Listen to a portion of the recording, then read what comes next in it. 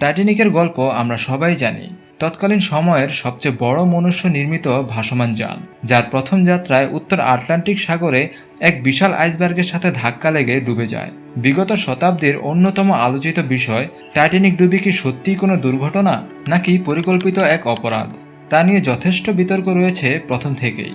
টাইটানিকের মালিকানা প্রতিষ্ঠান white star line তাদের পুরনো জাহাজের জন্য বীমা প্রতিষ্ঠানের কাছ থেকে টাকা আদায় করতে বিগত শতাব্দীর সবচেয়ে বড় ধাপ্পাবাজির আশ্রয় নেয়। হোয়াইট স্টার লাইনের ছিল হুবহু একই রকম দেখতে দুটো জাহাজ, অলিম্পিক এবং টাইটানিক।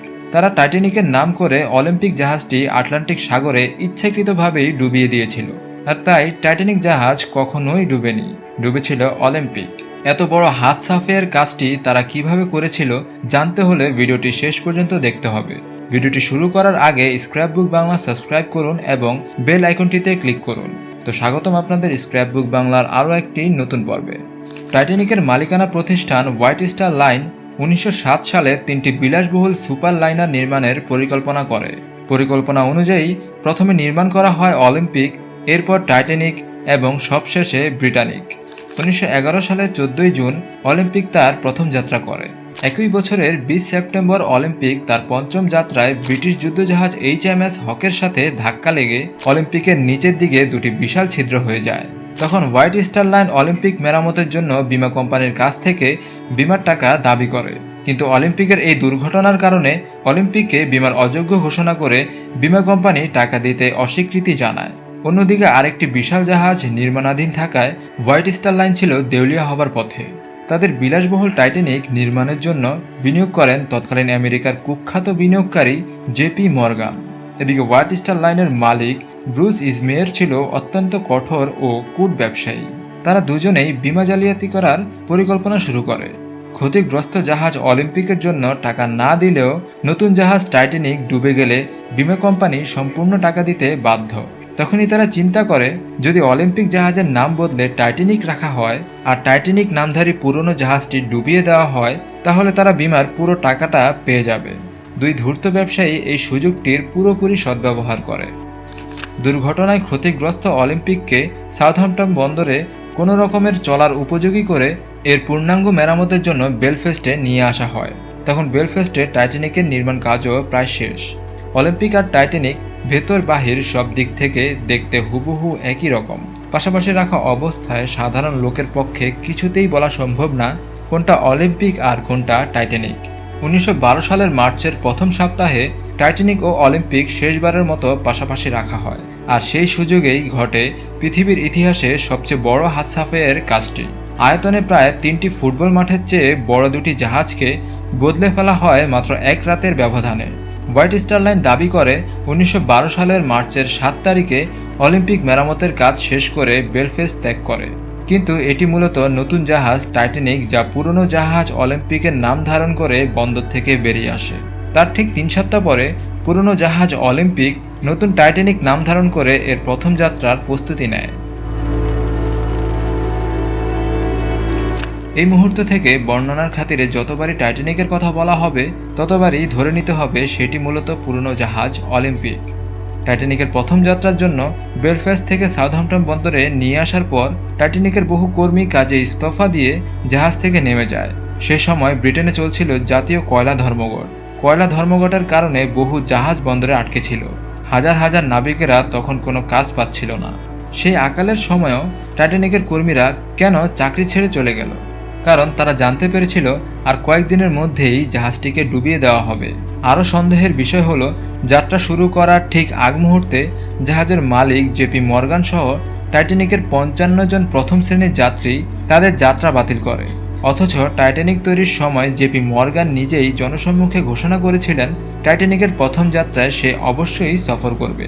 1912 সালের 10 এপ্রিল জাহাজের 3 ভাগের মাত্র 2 ভাগ নিয়েই টাইটানিক সাউথহ্যাম্পটন বন্দর থেকে নিউ ইয়র্কের উদ্দেশ্যে প্রথম যাত্রা করে।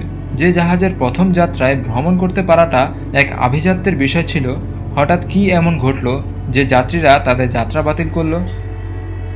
টাইটানিকের মালিকেরা চিন্তায় ছিল, যখন তারা টাইটানিক ডুবিয়ে দিবে তখন এতগুলো যাত্রীর কি হবে।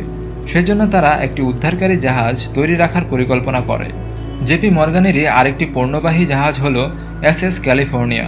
ক্যালিফোর্নিয়ান জাহাজটিও তখন ব্রিটেনে কয়লা ধর্মঘটের কারণে লন্ডন বন্দরে আটকে ছিল। এরপর হঠাৎ করেই রহস্যজনকভাবেই ক্যালিফোর্নিয়ান কয়লা ছাড়াই বন্দর ত্যাগ করে আমেরিকার উদ্দেশ্যে যাত্রা শুরু করে।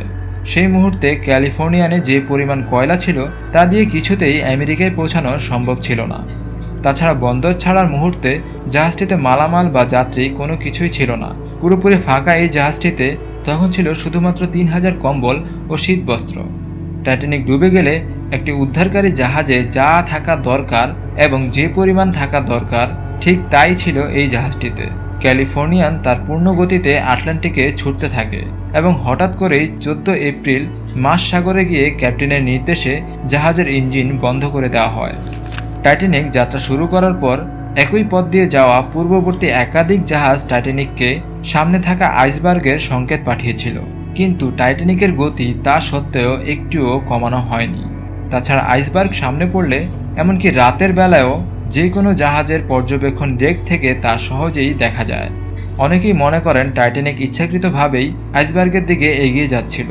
পরবর্তীতে দুর্ঘটনার অনুসন্ধানের সময় জাহাজের সেকেন্ড অফিসার বলেন, সে রাতে ডিউটি শেষ করে যাবার সময় তিনি প্রায় 1.5 থেকে 2 মাইল দূরে আইসবার্গটি দেখতে পান। তিনি মনে করেন জাহাজটি ঘুরিয়ে সংঘর্ষ এড়ানোর মতো তখনও যথেষ্ট সময় ছিল, তাই তিনি বিষয়টি কন্ট্রোল রুমকে জানানোর জন্য বিশেষ প্রয়োজন মনে করেননি। 14 এপ্রিল রাত 11:45 টাইটানিক আইসবার্গে ধাক্কা খাওয়ার সাথে সাথে টাইটানিকের তলায় 5টি কম্পার্টমেন্ট একবারে ভেঙে যায়।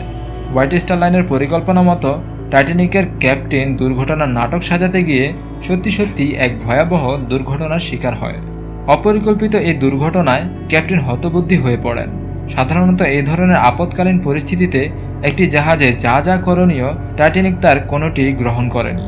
আইসবার্গের সাথে ধাক্কা খাওয়ার পর ক্যাপ্টেন জাহাজের ইঞ্জিন ঘুরিয়ে ফেলার নির্দেশ দেয়, যাতে করে আইসবার্গের সাথে জাহাজের আরও বেশি ধাক্কা লাগার সম্ভাবনা তৈরি হয়। আলামত দেখেই মনে হয় তারা চাইছিল জাহাজটা ডুবে যাক। জাহাজটাকে বাঁচানোর তারা কোনো চেষ্টাই করেনি। আইসবার্গের সাথে ধাক্কা লাগার দীর্ঘ 35 মিনিট পর টাইটানিক তাকে উদ্ধারের জন্য রেডিও বার্তা পাঠায়, অথচ আধা ঘন্টা সময়ে একটি জাহাজ ডুবার জন্য যথেষ্ট। এছাড়া ডুবতে শুরু করার 1 ঘন্টা 25 মিনিট পর প্রথম লাইফবোট জাহাজ থেকে নামানো হয়। এমনিতেই জাহাজে থাকা লাইফবোটের ব্যবস্থা ছিল মাত্র অর্ধেক লোকের জন্য।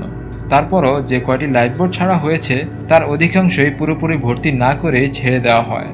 এর কারণ হলো ক্যালিফোর্নিয়ানের উদ্ধারের আশায় টাইটানিকের ক্যাপ্টেন অপেক্ষা করছিল, কিন্তু ক্যালিফোর্নিয়ান টাইটানিকের আশেপাশে থাকা সত্ত্বেও দুর্ভাগ্যজনকভাবে একজন যাত্রীরও জীবন রক্ষা করতে পারেনি।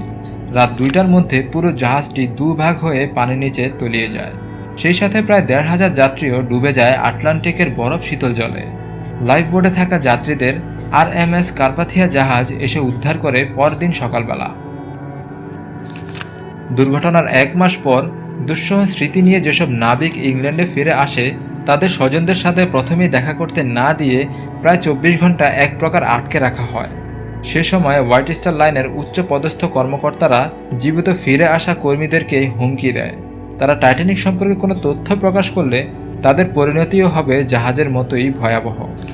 রাজনৈতিক ও জনপ্রিয়তা হারানোর ভয়ে তৎকালীন ব্রিটিশ সরকারও বিষয়টি ঠিকঠাক তদন্ত না করে এক প্রকার ধামাচাপা দিয়ে দেয়। এভাবেই টাইটানিক নাম ধারণ করে অলিম্পিক জাহাজটি আটলান্টিক সাগরের তলায় আজও ডুবে আছে। আর অন্যদিকে প্রকৃত টাইটানিক অলিম্পিক নাম ধারণ করে 1935 সালের 5 এপ্রিল পর্যন্ত আরও দীর্ঘ 25 বছর সম্পূর্ণ সচল থেকে তারপর অবসর গ্রহণ করে। যুদ্ধজাহাজ HMS হকের সাথে ধাক্কা লাগার পরও অলিম্পিকের এত দীর্ঘ বছর সচল থাকা কোনোভাবেই সম্ভব ছিল না। টাইটানিক ছাড়াও বহু জাহাজ মালিক তাদের পুরনো মেয়াদ উত্তীর্ণ জাহাজ ইচ্ছাকৃতভাবে ডুবিয়ে দিয়েছে শুধুমাত্র বীমা কোম্পানির কাছ থেকে বীমার টাকা হাতিয়ে নিতে। আটলান্টিক মহাসাগরের নির্দিষ্ট একটি এলাকার মধ্যে বহু জাহাজ ইচ্ছাকৃতভাবেই ডুবিয়ে দিয়ে সেই এলাকা অতি প্রাকৃতিক কোনো বিষয় আছে বলে গুজব ছড়ানো হয়। যুক্তরাষ্ট্রের ফ্লোরিডা, পুর্তরিকো এবং ক্যারিবিয়ান দ্বীপ বারমুদা এই 3টি স্থানের মধ্যবর্তী কাল্পনিক ত্রিভুজাকৃতির এলাকা বারমুদা ট্রায়াঙ্গেল নামে পরিচিত। অনেকের দাবি এখানে পৌঁছা মাত্রই জাহাজ বা বিমান নিখোঁজ হয়ে যায়। আসলে কি বারমুদা ট্রায়াঙ্গেলে এমন অলৌকিক কিছু আছে, নাকি এই রহস্যের পুরোটাই গুজব? রহস্যময় বারমুদা ট্রায়াঙ্গেল সম্পর্কে জানতে চাইলে স্ক্র্যাপবুক বাংলার এই ভিডিওটি দেখুন। স্ক্র্যাপবুক বাংলা চ্যানেলে আপনি নতুন হলে এই চ্যানেলের অন্যান্য ভিডিওগুলো দেখতে থাকুন। এই ধরনের ভিডিও নিয়মিত দেখতে চাইলে স্ক্র্যাপবুক বাংলা সাবস্ক্রাইব করুন। আমাদের পরবর্তী ভিডিও আপলোড হওয়ার সাথে সাথে দেখতে চাইলে সাবস্ক্রাইব বাটনের পাশে বেল আইকনটিতে ক্লিক করুন। দেখা হবে পরবর্তী কোনো দুর্দান্ত ভিডিওতে।